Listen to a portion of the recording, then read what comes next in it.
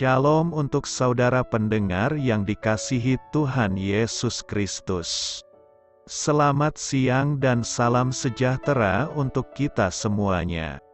Selamat datang kembali di renungan siang dan doa siang pada hari ini. Semoga saudara yang terkasih dalam keadaan sehat selalu. Kiranya damai dan sukacita Roh Kudus melimpah di dalam hati dan pikiran saudara saat ini.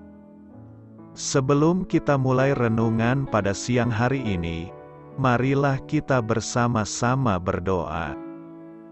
Bapa di kerajaan sorga, terima kasih atas penyertaan yang Engkau berikan kepada saya atas siang hari yang indah ini. Terima kasih telah memberi saya kesempatan untuk selalu dapat bersyukur atas segala pekerjaan yang aku kerjakan. Maka dari itu, saya mohon sertailah selalu diri ini sepanjang hari ini. Terima kasih atas berkat Tuhan hingga saat ini aku masih bisa merasakan kebaikan Tuhan dan buatlah agar bibirku selalu mengucap syukur kepadamu. Tuhan Yesus Kristus, terima kasih pada saat ini saya masih bisa bekerja. Tuhan, saat ini saya akan memulai pekerjaan saya. Berkatilah pekerjaan ini dan sertailah sepanjang saya selama bekerja pada hari ini, agar menjadi berkat bagiku, bagi keluargaku dan juga tempat saya bekerja. Berkati seluruhnya di siang hari ini agar berjalan dengan baik dan menjadi berkat untuk kami jalani bersama dengan anak Tuhan yang lainnya. Dalam nama Tuhan Yesus, aku berdoa. Amin. Sahabat saudara rohani, pembacaan ayat emas Alkitab renungan kita siang hari ini. Nats bacaan kita siang hari ini adalah, yang kelihatan adalah sementara, sedangkan yang tak kelihatan adalah kekal. Tertulis di dalam kitab 2 Korintus 4 ayat 18, bacaan kita pada siang ini terambil dari kitab Mazmur 102 ayat 25 sampai dengan ayat 29. Aku berkata, "Ya Allahku, janganlah mengambil aku pada pertengahan umurku. Tahun-tahunmu tetap turun-temurun, dahulu sudah Kau letakkan dasar bumi, dan langit adalah buatan tanganmu. Semuanya itu akan binasa, tetapi Engkau tetap ada, dan semuanya itu akan menjadi usang seperti pakaian, seperti jubah Engkau akan mengubah mereka, dan mereka berubah. Tetapi Engkau tetap sama, dan tahun-tahunmu tidak berkesudahan. Anak hamba-hambamu akan diam dengan tenteram, dan anak cucu mereka akan tetap ada di hadapanmu." Ayat di atas terambil dari kitab Mazmur 102 ayat 25 sampai dengan ayat 29. Mari kita mulai renungan siang kita. Judul renungan kita hari ini adalah Sementara atau Kekal. Kata bijak Alkitab hari ini adalah, peganglah erat-erat apa yang kekal, lepaskan apa yang sementara. Baiklah, mari kita mulai segmen kisah inspiratif. Cerita renungan siang kita hari ini adalah 7 keajaiban dari dunia kuno memang benar-benar luar biasa. Karya-karya cipta yang mengesankan dari para manusia jenius ini antara lain, makam Mausolo yang dibangun pada tahun 350 sebelum Masehi, kuil Artemis di Efesus, taman gantung di Babilonia, mercusuar Raja Ptolemes di dekat Alexandria, patung Apollo setinggi 30 meter, yang disebut Kolosus dari Rhodes, patung Zeus setinggi 12 meter di kota Olimpia, dan piramida-piramida raksasa yang menjulang tinggi di Mesir. 6 dari adikarya tersebut kini telah musnah, Mercusuar Ptolemes hancur karena gempa bumi, dan 5 karya lainnya dihancurkan oleh para penjara. Hanya piramida-piramida Mesir yang masih bertahan hingga sekarang. Kita boleh saja mengagumi 7 keajaiban dunia ini, tetapi kita tidak boleh lupa bahwa segala sesuatu dalam dunia ini hanya bersifat sementara. Suatu saat tatkala saya mengamati kaki langit kota New York dari buritan sebuah kapal feri, saya mengingat sebaris syair sebuah lagu pujian, "Semuanya akan binasa, batu demi batu, tetapi kerajaanmu dan tahtamu tidak akan binasa." Penulis kitab Ibrani berkata, "Karena kita menerima kerajaan yang tidak tergoncangkan, marilah kita mengucap syukur dan beribadah kepada Allah menurut cara yang berkenan kepadanya, dengan hormat dan takut." Kata-kata ini dan juga kata-kata dalam Mazmur 102 akan menolong kita untuk memiliki cara pandang yang benar terhadap hal-hal yang sementara dan yang kekal. Tuhan melepaskan kita dari usaha yang jahat. 2 Timotius 4 ayat 18 berkata, "Dan Tuhan akan melepaskan aku dari setiap usaha yang jahat. Dia akan menyelamatkan aku, sehingga aku masuk ke dalam kerajaan-Nya di sorga. Baginya lah kemuliaan selama-lamanya. Amin." Kejahatan dan tipu daya akan selalu datang menerpa setiap orang tanpa kecuali. Usaha jahat itu muncul akibat ketidaksenangan terhadap orang lain. Kebencian dan kedengkian menjadi pemicu segala usaha kejahatan. Walau 1000 cara dan bahkan 1.000.000 usaha orang jahat untuk menghancurkan orang beriman, tak satu pun bisa terjadi karena Tuhan akan menggagalkannya dan memberikan keselamatan bagi orang yang beriman kepadanya. Sebagai manusia, Rasul Paulus pun pernah merasakan pahitnya ditinggalkan, baik oleh rekan-rekan sejawat maupun oleh jemaat Kristen yang dilayaninya. Paulus bersaksi dalam suratnya kepada Timotius, bahwa tidak ada seorang pun yang mendampinginya pada saat sidang pembelaannya yang pertama. Mengapa demikian? Pertama, barangkali karena mereka berada sangat jauh dari kota Roma di mana Paulus dipenjarakan dan menjalani proses pengadilan. Kedua, barangkali karena mereka sibuk mengurus keluarga, pekerjaan dan pelayanan mereka masing-masing. Ketiga, barangkali karena mereka merasa takut akan mengalami situasi yang sama seperti Paulus jika mereka menunjukkan kepedulian dan keberpihakan mereka secara terbuka. Ya, semua alasan itu dapat saja benar. Meski demikian Paulus tidak mau larut dalam rasa kecewa apalagi menyalahkan orang lain. Sebaliknya, ia memilih untuk menghadapi segala risiko sebagai pengikut Yesus dan pemberita Injil dengan tegar dan berani. Ia yakin bahwa Tuhan selalu mendampingi bahkan sanggup melepaskannya dari segala jerat, termasuk maut. Dari kesaksian Paulus dalam surat 2 Timotius ini, kita diingatkan 2 hal penting. Pertama, bahwa Allah peduli dan mengerti setiap pergumulan yang kita hadapi. Allah tidak pernah membiarkan apalagi meninggalkan kita sendirian. Allah tahu kelemahan dan ketakutan kita. Karena itu, Allah ada beserta kita seperti seorang ibu yang menjaga dan mendampingi anaknya. Kedua, tantangan dan pergumulan hendaknya dihadapi bukan dengan keluhan yang justru membuat kita semakin merasa tertekan, melainkan dengan penyerahan diri kepada Tuhan.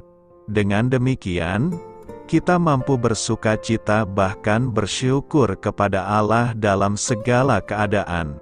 Karena itu, marilah kita jalani hari ini apapun yang terjadi. percayalah Tuhan setia melindungi dan menyelamatkan kita dari segala usaha orang jahat. Penderitaan menuju kemuliaan kekal.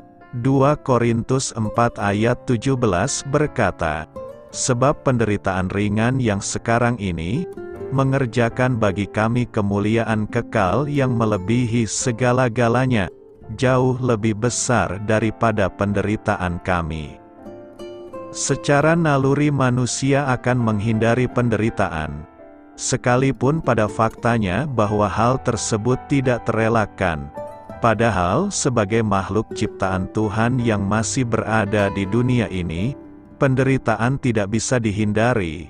Setiap kita harus menjalani penderitaan itu, baik ringan maupun berat. Bahkan Yesus Kristus sendiri berkata, bahwa Ia sebagai anak manusia harus menanggung penderitaan.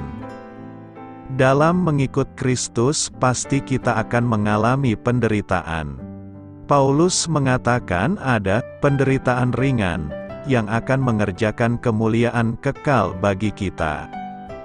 Apapun penderitaan yang harus kita tanggung hari ini, mungkin itu sakit penyakit, tekanan emosional atau banyak hal lainnya, milikilah pandangan yang benar dan juga teguhkanlah iman kita kepada Tuhan. Jangan biarkan penderitaan itu menggoyahkan kepercayaan kita kepada Tuhan. Bersyukurlah, dan percayalah bahwa penghiburan yang dari Tuhan sendiri akan menguatkan kita untuk menjalaninya sehingga kita akan keluar sebagai seorang pemenang, bahkan lebih dari pemenang. Biasanya orang menganggap penderitaan sebagai sesuatu yang merugikan kita, bukan menguntungkan kita. Namun aniaya dapat bekerja untuk kebaikan bahkan untuk kekekalan. Betapa agung pekerjaan Tuhan yang dinyatakan dalam kebenaran ini, penderitaan ringan yang sekarang, dan kemuliaan kekal yang melebihi segala-galanya. Apa yang hendak kita renungkan dari nas hari ini? Pertama-tama, mari renungkan bahwa kita dapat menikmati kemuliaan Allah sebagai hasil dari penderitaan kita. Kesulitan yang kita alami di dunia sekarang ini akan menyiapkan kita untuk dapat mengalami kelimpahan kemuliaan dalam persekutuan, penyembahan dan pelayanan kepada Tuhan di sorga. Kedua, renungkanlah bahwa penderitaan kita ini ringan dibandingkan dengan kemuliaan yang melebihi segala-galanya. Ini bukan berarti masalah yang kita hadapi di bumi ini sepele. Ingatlah penderitaan ringan yang dialami oleh Rasul Paulus. Dalam perjalananku aku sering diancam bahaya banjir dan bahaya penyamun. Bahaya dari pihak orang-orang Yahudi dan dari pihak orang-orang bukan Yahudi. Bahaya di kota, bahaya di padang gurun, bahaya di tengah laut, dan bahaya dari pihak saudara-saudara palsu. Aku banyak berjerih lelah dan bekerja berat. Kerap kali aku tidak tidur. Aku lapar dan dahaga. Kerap kali aku berpuasa, kedinginan dan tanpa pakaian. Dan, dengan tidak menyebut banyak hal lain lagi, urusanku sehari-hari, yaitu untuk memelihara semua jemaat-jemaat. Namun, Paulus menganggap semua ini ringan jika dibandingkan dengan betapa besarnya kemuliaan yang menanti di sorga. Ketiga, renungkanlah bahwa penderitaan-penderitaan ini hanya kita alami sekarang, sedangkan kemuliaan yang dihasilkan adalah kekal. Ujian hidup dapat terasa seperti tidak ada habis-habisnya. Namun, semua itu pada akhirnya akan berlalu. Justru kemuliaan sorgawi yang dihasilkanlah yang tidak akan berhenti sampai selama-lamanya. Betapa mulia rencana Tuhan. Ia ingin memakai ujian dalam hidup kita untuk memperluas kapasitas rohani kita untuk mengalami kemuliaan yang lebih lagi ketika kita bersekutu dengan Dia. menyembah Dia dan melayani Dia di sorga untuk selama-lamanya. Karena itu, bertahanlah dalam iman walau ada penderitaan yang kita alami, sebab di balik penderitaan itu ada kemuliaan kekal yang menanti kita. Apakah artinya bahwa seorang Kristen adalah ciptaan baru? Ciptaan baru ini diulas di dalam 2 Korintus 5 ayat 17 berkata, "Jadi siapa yang ada di dalam Kristus, ia adalah ciptaan baru. Yang lama sudah berlalu, sesungguhnya yang baru sudah datang." Kata "jadi" merujuk kepada ayat 14-16 di mana Paulus memberitahu bahwa semua orang percaya telah mati bersama Kristus dan tidak lagi hidup untuk diri sendiri. Kehidupan kita sudah tidak lagi bersifat duniawi. Hidup kita sekarang bersifat rohani. Kematian kita adalah kematian hodrat berdosa kita yang telah disalib bersama Kristus. Ia telah dikuburkan bersamanya, dan sama seperti Ia telah dibangkitkan oleh Allah Bapa, kita juga dibangkitkan untuk hidup dalam hidup yang baru. Pribadi yang baru yang telah dibangkitkan itulah yang sedang dibahas Paulus dalam 2 Korintus 5 ayat 17 sebagai ciptaan baru. Demi memahami ciptaan baru ini, kita harus memahami faktanya pertama, yakni bahwa ialah ciptaan, sesuatu yang diciptakan oleh Allah. Yohanes 1 ayat 13 memberitahu bahwa kelahiran baru ini telah terjadi menurut kehendak Allah. Kita tidak diwariskan hodrat yang baru, dan kita juga tidak menciptakan diri kita yang baru. Dan Allah tidak sekedar membersihkan hodrat kita yang lama, Ia menciptakan sesuatu yang sepenuhnya baru dan unik. Ciptaan baru ini benar-benar baru, dihadirkan dari nol, sama seperti segenap alam semesta telah diciptakan oleh Allah secara ex nihilo, dari kekosongan. Hanya Sang Pencipta dapat melakukan hal itu. Kedua, yang lama sudah berlalu. Yang lama sedang merujuk kepada segala sesuatu di dalam hodrat lama kita: kesombongan, kesukaan berdosa, pengandalan upaya pribadi, dan opini-opini, kebiasaan, dan nafsu kita yang lawas. Semua hal yang dahulunya kita kasihi telah berlalu, terutama kasih akan diri sendiri dan pembenaran diri dan promosi diri sendiri. Ciptaan yang baru menatap kepada Kristus, bukan menatap diri sendiri. Semua hal yang lama telah mati dengan disalibkan bersama hodrat yang lama kita. Dengan berlalunya yang lama, yang baru sudah datang.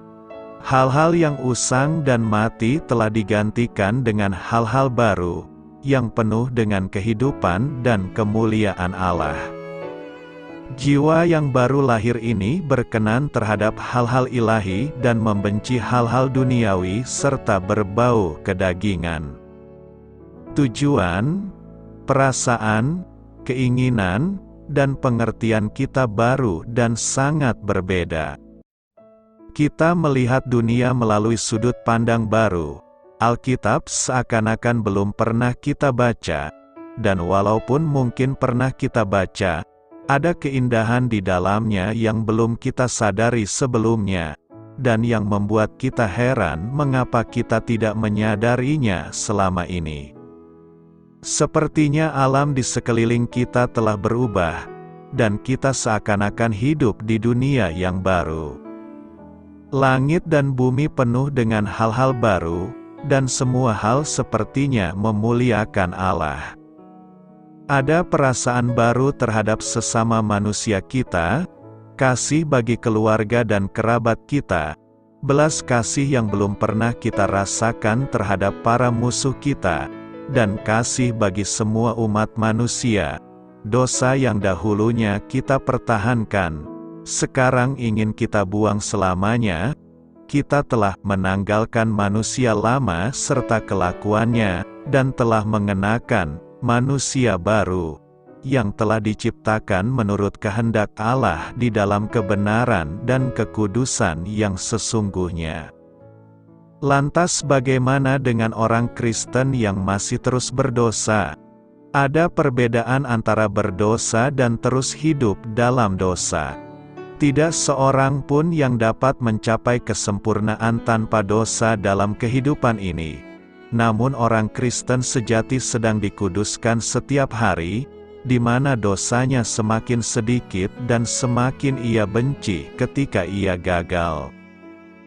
Benar, kita masih berdosa, namun secara tidak disengaja dan semakin jarang beriringinan dengan bertambahnya dewasa rohani kita. Diri kita yang baru membenci dosa yang masih menempel. Perbedaannya ialah bahwa ciptaan baru sudah bukan budak bagi dosa, sebagaimana adanya dahulu. Sekarang kita telah dibebaskan dari dosa dan dosa sudah tidak lagi berkuasa atas kita. Sekarang kita dikuatkan oleh dan bagi kebenaran. Sekarang kita mempunyai pilihan untuk membiarkan dosa berkuasa atau menganggap diri kita mati bagi dosa. Tetapi kamu hidup bagi Allah dalam Kristus Yesus. Puji Tuhan. Kita sekarang mempunyai kekuatan untuk memilih alternatif kedua.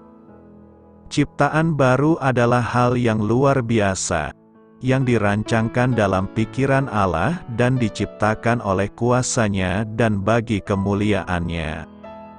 Seberapa pentingkah konsistensi dalam kehidupan Kristen? Sifat Allah ditandai dengan konsistensi.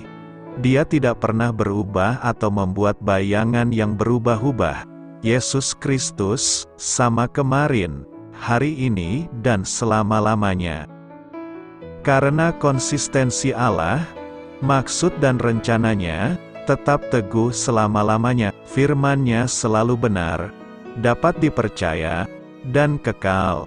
Rencana penebusan Allah tetap konstan sepanjang perjanjian lama dan baru, dan kasih setia-Nya bertahan selamanya.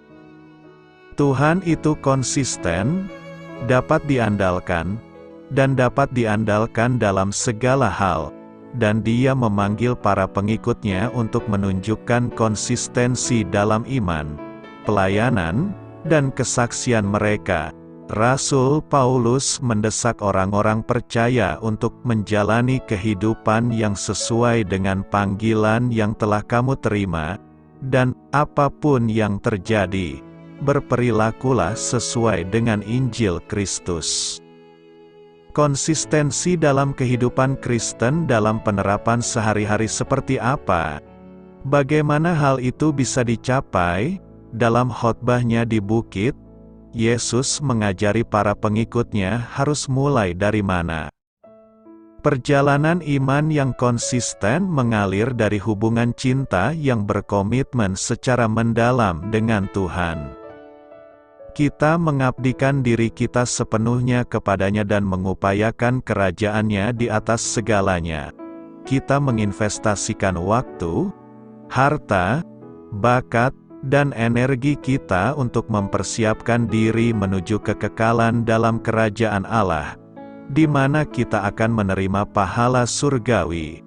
Kami secara konsisten bertemu dengan orang-orang percaya lainnya untuk saling memberi semangat, dan kami mengabdikan diri kami pada firman Tuhan, pada persekutuan dalam tubuh Kristus, dan pada doa.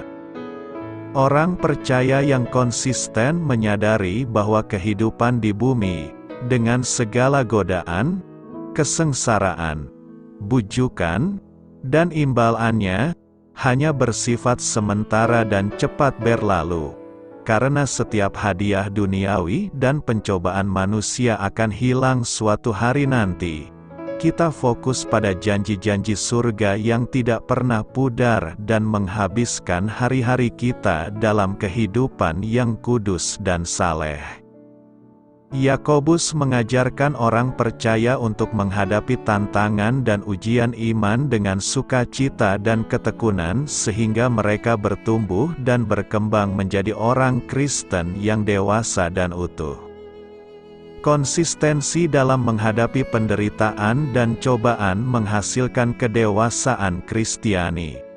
Konsistensi doktrin yang matang mendasari kita pada kebenaran.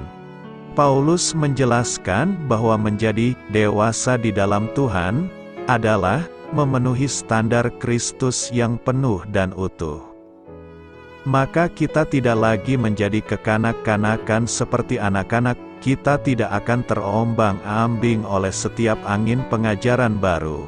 Kita tidak akan terpengaruh ketika orang mencoba menipu kita dengan kebohongan yang cerdik sehingga terdengar seperti kebenaran.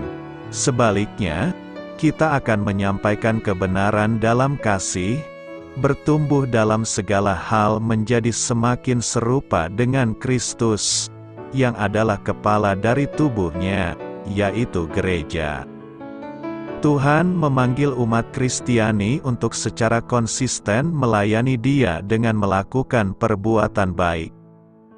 Paulus menulis, "Karena itu, saudara-saudaraku yang terkasih, berdirilah teguh. Jangan biarkan apapun menggerakkan Anda. Berikanlah dirimu sepenuhnya kepada pekerjaan Tuhan. Sebab kamu tahu bahwa jerih payahmu dalam Tuhan tidak sia-sia." Ia mendesak jemaat di Galatia, "Janganlah kita menjadi lelah dalam berbuat baik, karena jika kita tidak menyerah, kita akan menuai pada waktunya. Oleh karena itu, selama kita mempunyai kesempatan, marilah kita berbuat baik kepada semua orang, terutama kepada mereka yang termasuk keluarga orang percaya." Kitab suci juga memanggil kita untuk konsisten dalam kesaksian iman kita. Paulus menyatakan, "Kami dapat mengatakan dengan yakin dan hati nurani yang bersih bahwa kami telah hidup dengan kekudusan dan ketulusan yang diberikan Tuhan dalam segala urusan kami.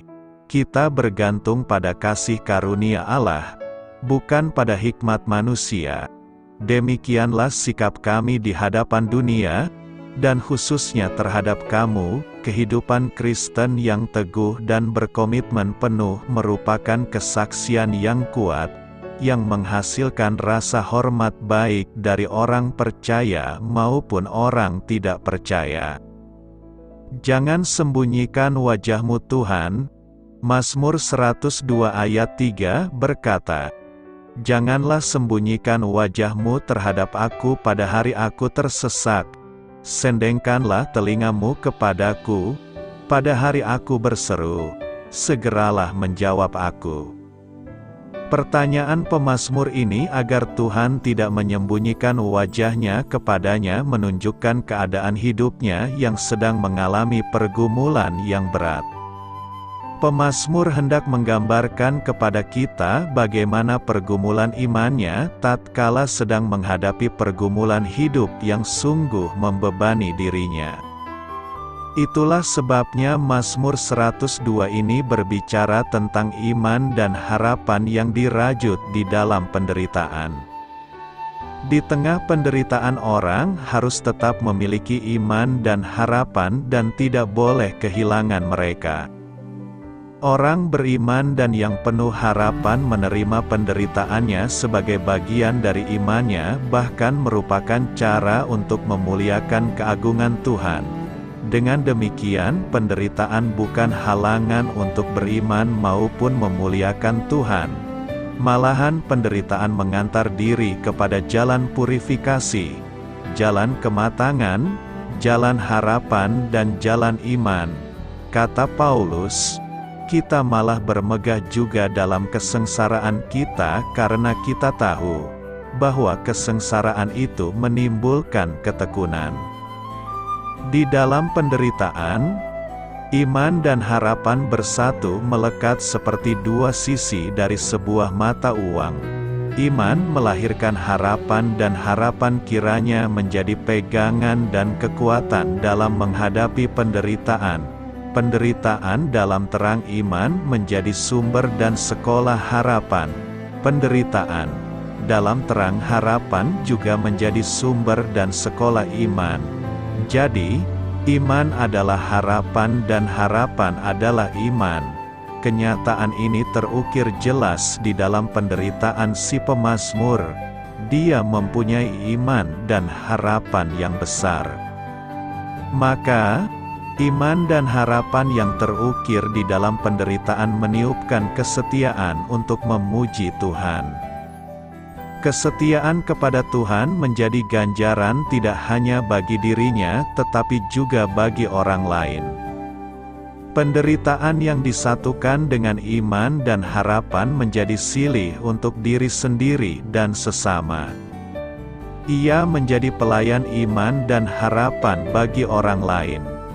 Di dalam Kristus, iman dan harapan orang Kristen merupakan iman dan harapan bagi sesama, bagi dunia, dan bukan melulu untuk diri sendiri. Harapan orang Kristen selalu menjadi harapan sesama. Iman orang Kristen selalu menjadi iman semua orang. Berkat iman dan harapan, dunia selalu terbuka kepada Tuhan. Tidak diragukan lagi bahwa mereka yang memiliki iman dan harapan seperti pemazmur adalah hamba Tuhan yang setia. Mereka akan selalu berada di kediamannya dan selalu bersama di dalam keabadiannya. Bapa Gereja Agustinus memberi judul Mazmur 102 dengan, "Lihatlah, dia yang menderita berdoa." Penderitaan mengantar dan mendorong orang untuk berdoa. Di dalam doa, Tuhan mendengarkan segala permohonan dan keluh kesah yang ada di batin, baik yang terkatakan maupun yang tak terkatakan. Hanya Tuhanlah yang mengerti dan mendengarkan segala doa secara sempurna. Tetapi juga bahwa Tuhan berbicara kepada kita di dalam doa. Di dalam doa pula, manusia belajar memohon sesuatu yang benar kepada Tuhan. Belajar meminta sesuatu yang sesuai dan selaras dengan kehendak Tuhan. Ada ketenangan ketika doa dan permohonan sesuai dengan kehendaknya. Doa yang benar selalu memuat doa personal dan doa umum. Doa yang ditujukan bagi orang lain, bagi segala yang ada. Mengapa demikian? Karena pergulatan yang ada, persoalan yang melanda dunia juga persoalan dan penderitaan bagi dirinya. Gereja mendoakan persoalan dunia dan yang terjadi melalui doa umat. Dengan demikian, doa merupakan sumber dan tempat utama harapan dan iman. Penderitaan yang dialami orang beriman sebenarnya juga adalah bagian dari kasih Tuhan. Maka, siapakah yang akan memisahkan kita dari kasih Kristus? Penindasan atau kesesakan atau penganiayaan, atau kelaparan atau ketelanjangan, atau bahaya, atau pedang? Penderitaan memiliki artinya karena salib Yesus. Sebab salibnya membawa kepada kebangkitannya sehingga penderitaan adalah jalan menuju kebangkitan bersama Kristus. Penderitaan tidak dapat dipisahkan dari hidup dari orang yang beriman. Melalui penderitaan, orang beriman mengambil dan terlibat pula di dalam penderitaan Yesus sehingga penderitaannya menjadi satu dengan penderitaan Yesus. Orang beriman menerima penderitaannya sebagai cinta kehidupan bersama Kristus. Yesus Kristus telah menderita untuk kita dan bersama kita. Kalau si pemazmur di tengah penderitaannya mendoakan pembangunan Zion, Yesus di atas penderitaannya di kayu salib mendoakan mereka yang menyalibkannya. Di atas salib ia menjadi harapan baru bagi segala bangsa karena ia membangun dunia baru dan memberikan hukum yang baru, yaitu dunia kasih. Hukum kasih. Zion baru adalah Yesus Kristus karena salibnya menunjukkan dan membuktikan karya kasih agung Tuhan bagi segala ciptaan. Karena itu, walau kita mengalami penderitaan, Tuhan bukan menyembunyikan wajah-Nya kepada kita, tetapi Ia bersama kita untuk menolong kita. Selamat berkarya untuk Tuhan, selamat memulai karya dalam minggu ini untuk Tuhan. Doa saya menyertai saudara sekalian, saya memberkati Anda agar sewaktu Anda mencarinya dari Dia, Bapa Surgawi Anda akan memberikan bagi Anda roti harian Anda. Dalam nama Yesus Kristus, Tuhan yang berkuasa atas alam semesta dan menuntun kita kepada iman yang menyelamatkan, Tuhan Yesus menyertai senantiasa. Tuhan memberkati. Amin.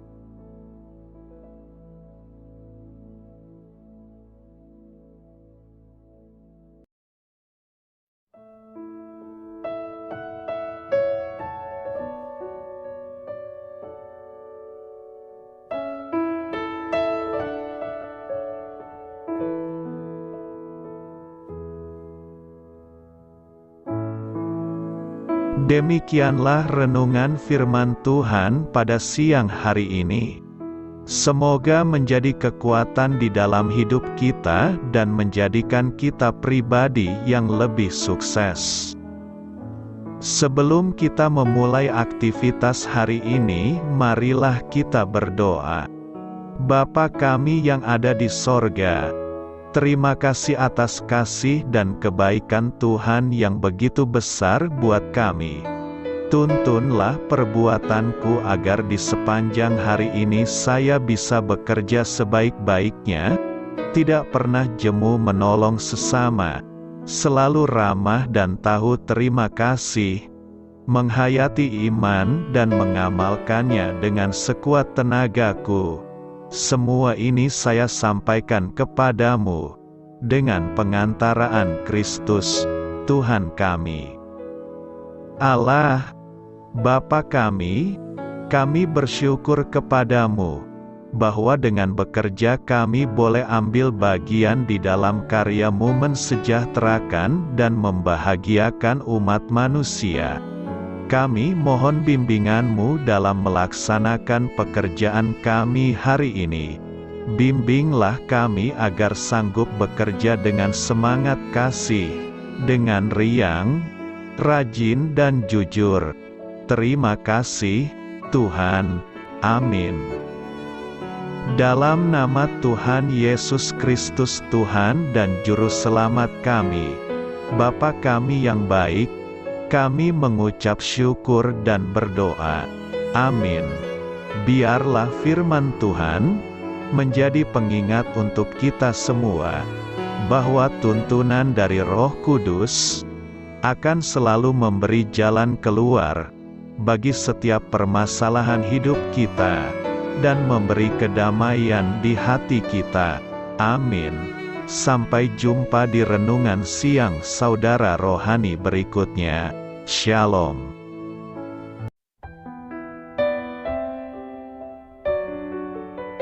Halo untuk semua pendengar saudara rohani yang terkasih di dalam nama Tuhan Yesus Kristus dimanapun berada. Mari dukung kami, tim redaksi Renungan Harian Saudara Rohani, dengan cara memberikan bantuan, kritik dan masukan.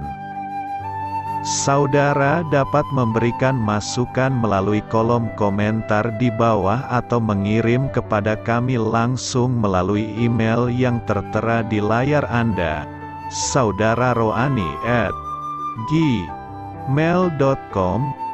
Jika saudara terberkati melalui renungan ini, saudara dapat mendoakan kami dan memberikan bantuan lainnya dengan mengirim email kepada kami. Saya berdoa agar saudara sekalian bahagia dan sehat selalu. Amin.